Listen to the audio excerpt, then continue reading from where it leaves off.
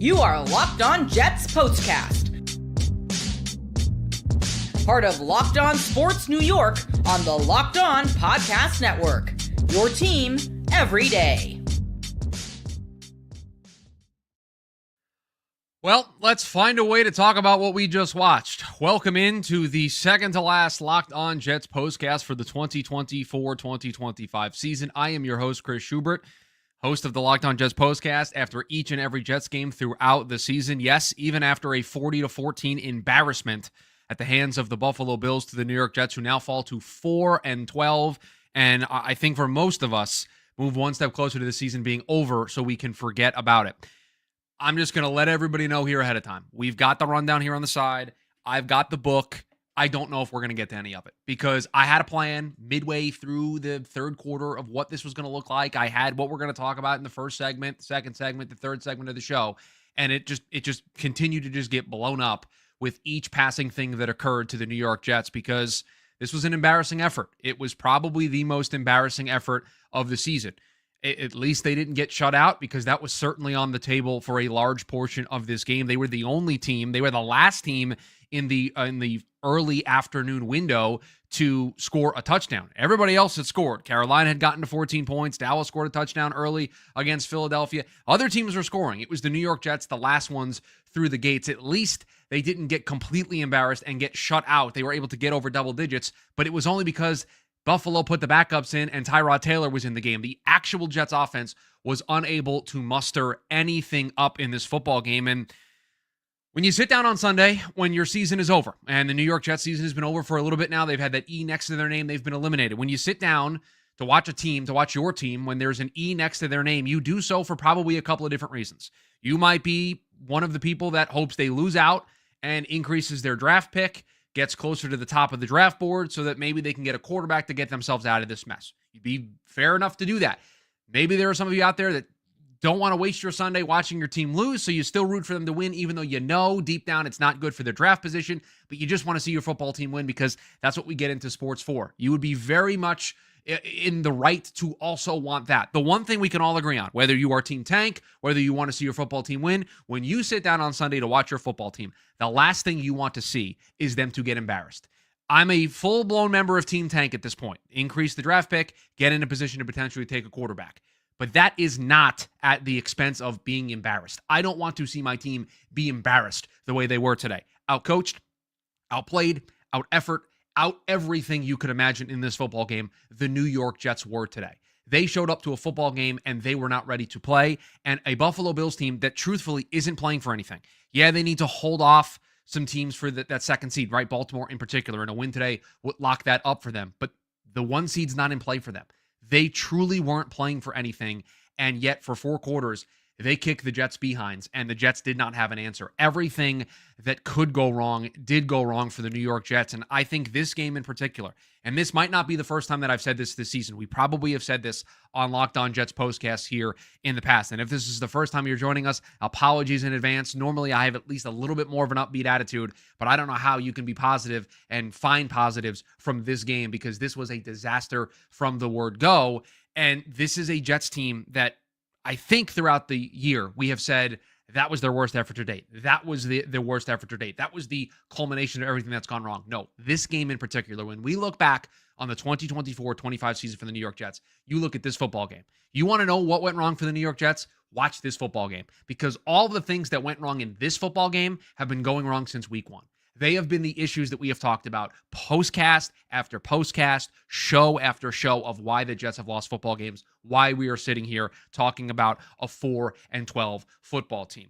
The big thing in this game, and we said it last week, the thing that the New York Jets need on both sides of the ball, offense and defense, they need to start fast. The defense needs to get into a rhythm. They need to get into a flow. They need to come up with a big stop. That gets them going. That gets them in rhythm. That gets them playing the way we know that they can play. And for 2.5, 3 quarters of this game, they actually were keeping this game close. The offense couldn't do anything. And then Buffalo poured it on late and just blew the thing open. And then offense, we talked about starting fast, getting Garrett Wilson involved, getting Breece Hall involved, getting Devontae Adams involved, getting your offense in rhythm, on schedule, ahead of the chains, get Todd Downing into flow, get Aaron Rodgers into flow. You got a 41-year-old quarterback. That's how you get your offense on schedule, and then you can play for 4 quarters, right? That's the thing we talked about last week. Well, the issue was this game in the first half, specifically in the first quarter, zero flow. Zero. I mean, no flow for either team. Buffalo offense, Buffalo defense, Jets offense, Jets defense, zero flow. Penalties, injuries. The first quarter of this game felt like it took 2 hours to play. Penalties on both sides, a lot of them to the Jets. We'll get to that a little bit later on here in the postcast. But the defense couldn't get into a flow. The offense couldn't get into a flow because there'd be a penalty or somebody would go down with an injury and they would take a TV timeout. There was just no way to get the fast start that we expect from this team. And if you can't get a fast start and you're just going to allow this game to kind of be in the mud, and you saw it energy level wise from the team. You saw the chippiness. You saw the scrappiness. You saw the penalties. This game didn't have a flow. If there wasn't a penalty, there was a dust-up after a play that slowed things down. There was just no rhythm. And the New York Jets are a team right now, and we've said it all season long, they need rhythm if they are going to be successful. If they're going to play 4 quarters of competitive football, they need to find a rhythm early. What dooms them is not being able to find a rhythm early. They dig themselves a hole, and then all of a sudden when they find the rhythm, it's too little too late. Or they start fast and they don't keep that rhythm throughout the game. And the first quarter of this game was just a microcosm of the season. There was no fast start. It was a slow start, and it was in large part due to just the penalties, the scrappiness, the chippiness that you knew going into this game was going to be there. Anytime these two teams get together, specifically late in the season, specifically late in Buffalo, it feels like the scrappiness comes out and there's chippiness, there's stuff after the play. We'll get to Michael Clemens and whatever nonsense he was doing in the second half of this football game that really all you can do is laugh at that play in particular. But it was just a complete disaster from the word go. And the moment they didn't have that flow, you knew how the story was going to end. You knew how this game was going to end for the New York Jets because we've seen this story so many times before this season. Coming up on the other side, a lot was made in the lead up of this game about Garrett Wilson. A lot about Aaron Rodgers in the coming weeks. We will break down both of their performances here on the other side.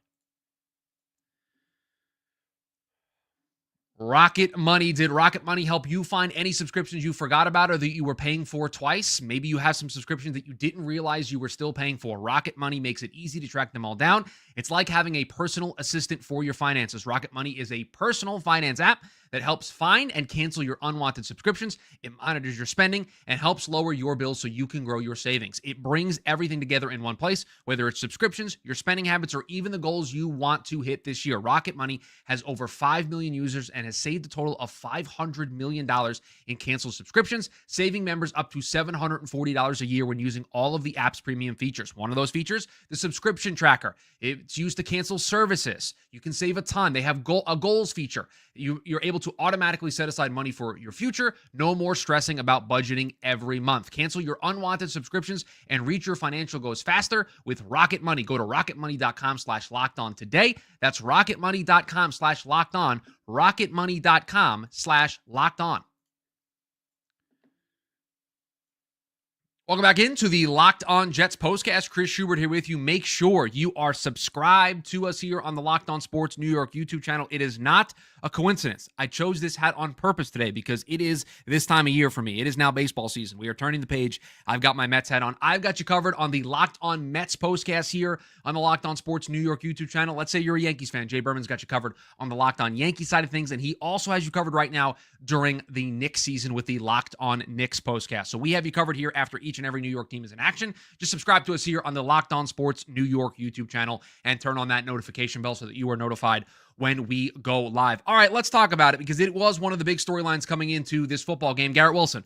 Will he request a trade? Won't he request a trade? It has been a bubbling topic here over the last couple of weeks, and I thought it would be interesting to see with all of the noise kind of bubbling up to the surface, right? It was very loud this week. Garrett Wilson, is he going to be here in 2025? And there was a story dropped this morning from Ian Rappaport of NFL Network that said if Rodgers comes back, the expectation is Garrett Wilson's going to request a trade out of New York. So this is a storyline top of mind across New York Jets fans. And so I would be interested to see, with that being out there, with that being in the news this week, what Garrett Wilson's numbers would look like. I'll read you his numbers. They don't mean anything, though.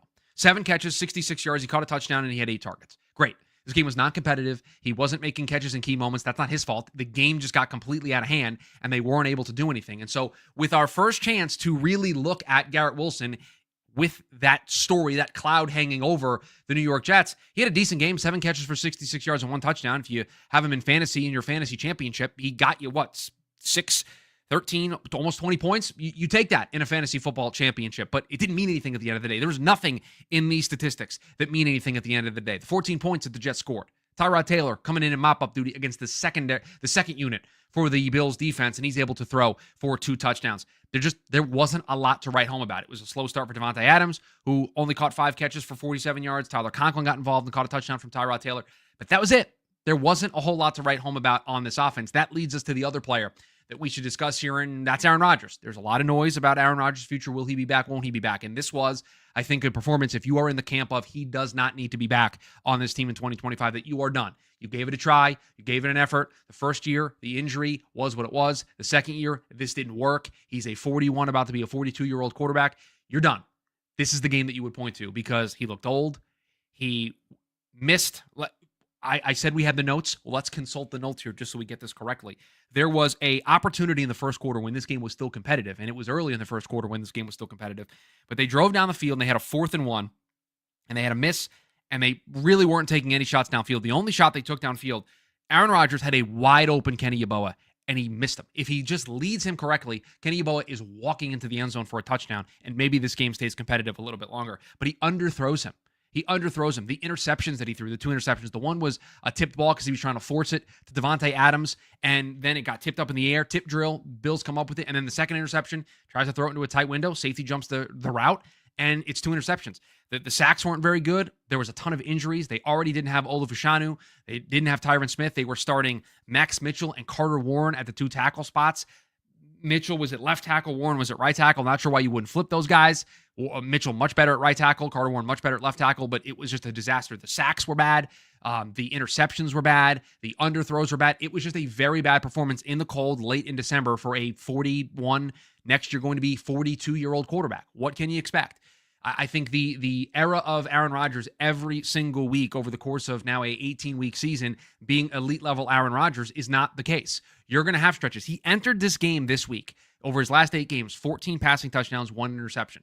You look at those numbers and you would expect the Jets to have a lot more wins than they have.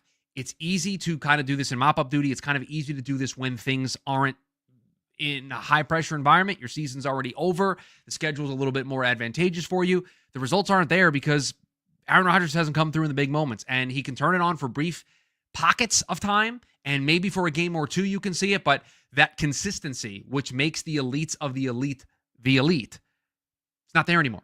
And this is the example. This week was the example of that just not being there. And he was disappointing. 12 of 18, 112 yards, the 2 interceptions, 4 sacks. And I know the offensive line wasn't very good. I know they had the injuries like we mentioned, but he didn't help himself. Made a business decision on the Garrett Wilson fumble. And I don't want to call a guy out who's 41 years old and clearly is trying to give it his all, but didn't want to dive onto that pile to make a play and didn't want to injure himself. Clearly that was a business decision. And so this is the example that you would point to late in the season. If you are somebody that wants this team to be done with Aaron Rodgers for next season, this is the game that you would point to. And you would say, look at this. Is this what you want? Because even teams, look around the NFL today. The Dallas Cowboys, they got blown out, but they got a backup quarterback. Carolina, they got blown out today by the Bucks, but they were in and out of quarterback all throughout the year, and they finally got Bryce Young playing better, and he's played better the last month or so. There's optimism. Where's the optimism for this offense? Where's the optimism surrounding Aaron Rodgers? Where's the optimism surrounding Garrett Wilson, who potentially could want to trade? Where's the optimism around Breece Hall, who had 10 touches for 45 yards today? And the moment you're out of the game, you're just going to stop running the football. And so one of the main things we talk about with this offense is you got to get Garrett involved. You got to get Breece involved. Well, they're unable to do either of those things when you're behind and you have to come up with these chunk plays and you just need to find whatever you can do to get back in the football game. Your game plan goes out the window. And so you're going to start to force it to Davante Adams. You're just going to check it down to Tyler Conklin. And Aaron Rodgers would check down Charlie in the first half of this game, largely. Just dumping it off in the backfield, short stuff underneath, was not taking a lot of deep shots down the field. And just, again, the flow threw this entire thing off, and there was never any ability to recover for the New York Jets, who, like we said, fall to 4-12 with a 40-14 loss to the New York Jets. We will, on the other side, wrap up. There's one more to go. One more game left in this season, and then the bigger picture stuff can start to happen for the New York Jets. But there are other stats to get into here from this football game. No, the ugliness is not over because there's no good. There's just bad and ugly. We got to a lot of the bad. There is still some of the ugly for us to get to, so we will get into it here on the other side.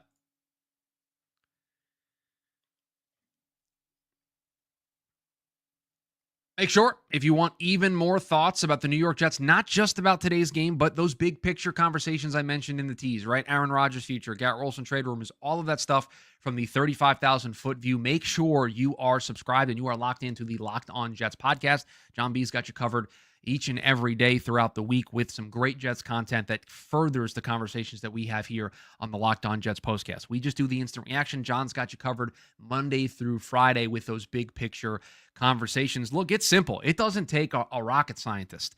You don't have to have a degree in football to understand what happened to the New York Jets today.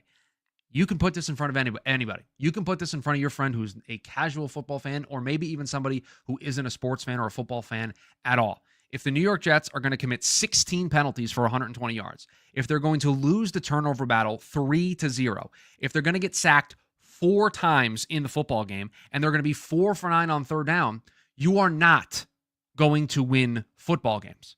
And I think what is frustrating, and it's why it's over here on the sidebar, the same old Jets, this is the same conversation that we had in week 1, week 2, week 3. How many times?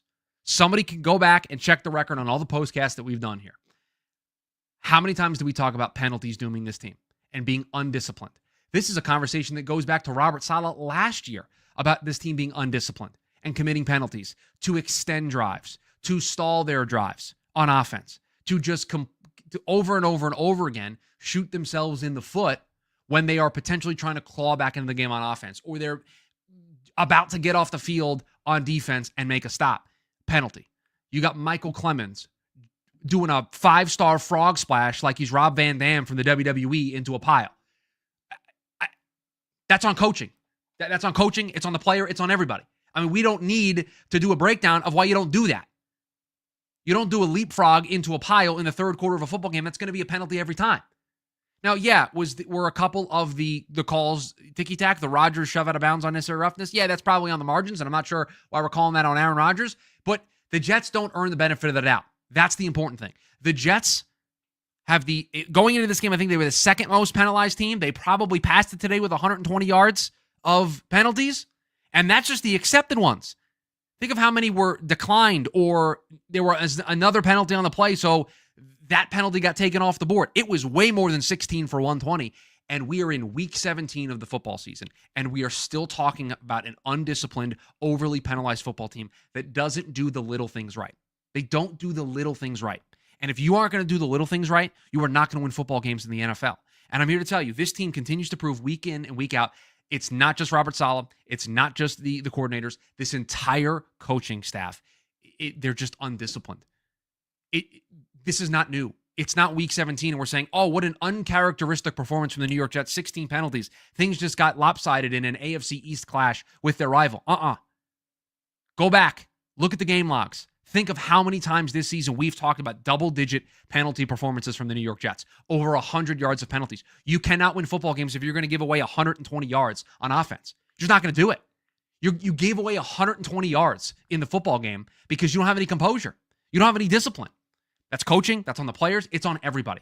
It is just an utter embarrassment to, in week 17 of the season, put together that product. It is an utter embarrassment to have the turnovers that this team has. It's an utter embarrassment to have your starting quarterback, who's supposed to be the guy who comes in and saves everything, only throw for 112 yards and not throw the ball down the field, and you're 4 for 9 on third down. What are we doing? What are we doing? I mean, this game, sitting here, I'm taking notes for the postcast, doing everything I got to do here, and at one point I just dropped the pen. I'm like, it's still the middle of the third quarter. I feel like I've been watching this game for 3 weeks because it was just everything that could go wrong did go wrong for the New York Jets. And they have nobody to blame but themselves. They have nobody to blame but themselves for how this season has gone and how today has gone. And this is the perfect embodiment of why this season has been a disaster, because the New York Jets in 2024 don't do the little things right. Not a single little thing they do correctly. Not a single one. Michael Clemens doesn't need to be jumping on piles. Aaron Rodgers doesn't need to be shoving guys as they're going out of bounds when you're getting blown out. These are things that are easy. You can't win football games if you're going to be 4 of 9 on third down. I mean, there was at one point in this game that they only had, they were getting shut out. They only had the 9 points, and they still hadn't punted yet. We talked about that last week, that they scored 9 points in a game they didn't punt. How is that possible in 2024? The effort just wasn't there today. It just was not there. And they tried to kind of have the fake effort, try to be chippy, try to get into it with the Buffalo Bills to maybe spark something. It just wasn't there. They didn't have it.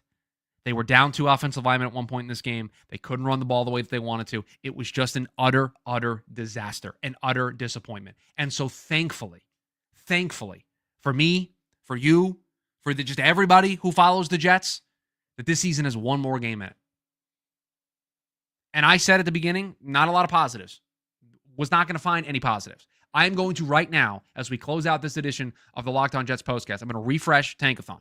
The New York Jets, if there's a positive that you want to take out of this, again, I don't want my team to be embarrassed. That was embarrassing today. Embarrassing. More embarrassing than it being 14 straight seasons that they haven't made the playoffs. 5+ seasons now with 10 losses or more. 5 straight seasons of 10 losses or more. Those things are embarrassing. Today's performance was embarrassing because you're playing for pride at this point. There are guys that are playing for jobs, and they just didn't show up today. They just didn't show up. And that's the type of effort they put out, an undisciplined mess. What do they do throughout the week? Robert Saleh, Jeff Ulbrich, doesn't matter who the head coach is, doesn't matter who's in charge, doesn't matter who the quarterback is, Zach Wilson, Tim Boyle, Bryce Petty, Christian Hackenberg, Geno Smith, I don't care what retread Jet quarterback you want to trot in there, Aaron Rodgers, who cares? Brett Favre, undisciplined mess. What goes on between Monday through Friday? Because Monday through Friday leads to Sunday, and I don't know what they're doing Monday through Friday, and they can keep talking about, oh, great week of practice, great week of practice. Guess what? On Sunday, nothing about the New York Jets this year have been great. They have the 6th pick in the draft now after today's results. Now, there are some teams that are still playing. Cleveland is in action right now. And so with a Cleveland loss, with a Cleveland win over Miami, the Jets, I believe, would move up another spot to be in the top 5. They are still 1 game back now of New England, Tennessee, and the Giants, who are all tied at 3-13. And so as it sits right now, the Jets have an outside chance of getting into that mix for being able to trade into a quarterback spot, maybe with Tennessee or New England, if they're able to make that happen. And the Giants, with their win earlier today, moved themselves out of the top 2 spots, which feels like a bit of a disaster over there. But the New York Jets were an utter disappointment today. And thankfully, there's one more to go. Thankfully, we're only going to do this one more time, and then we can reconvene in 2025 on the Locked On Jets postcast. Again, there's a reason why I'm wearing the Mets hat today, because we are transitioning over to the Locked On Mets postcast here pretty soon. I might just sit here, turn the stream on, and just talk to myself about the Mets just to make myself feel better, because this was an utter embarrassment today. Embarrassment. I didn't expect the Jets to win the football game. The Bills were a 9.5-point favorite for a reason, but you expect there to be pride. You expect there to be effort. You expect there to be some fight, and there just wasn't any fight in this team today. Zero. None. And let's just very quickly look at how the game broke down. And this game was 12-0 going into halftime. They weren't out of it. Despite playing poorly, despite having no flow, 12-0 at halftime. They got outscored 40-0 to start the game before they turned it on late. They allowed 28 points. 28 points in the second half after being down 12-0 at halftime. Just gave up. Just gave up there in the final 2 quarters of this game, and I wouldn't be surprised to see a very similar effort next week. So one more game to go here this season for the New York Jets. I really, truly don't know what to say. I appreciate every one of you who stuck with me here for the 25-plus minutes that we did this postcast, because I truthfully don't know what there is to say. They were the last team to score today, a touchdown. It was trending to be a 40-0 embarrassment. They got 2 mop-up touchdowns late. It doesn't matter. This team is a joke. This franchise needs to figure out what direction they want to go in and figure out in a hurry, because if this continues, they're going to lose fans left and right if they haven't already. This season needs to end. So luckily, just one more game for us to do, and that's going to be next Sunday against the Miami Dolphins. We will be right back here to close out, to say our goodbyes, to send this season off the way it deserves to be sent off right here on the Locked On Jets postcast. I have been your host, Chris Schubert. Again, please subscribe, turn on that notification bell here on the Locked On Sports New York YouTube channel. We appreciate you joining us after each and every New York Jets football game. And if you're listening to us on the podcast feed, please make sure that you are locked in with John B throughout the week, as he will get you ready for the season finale for the New York Jets when they take on the Miami Dolphins. A utter embarrassment. 40-14. The Jets fall to 4-12. Please end this season immediately.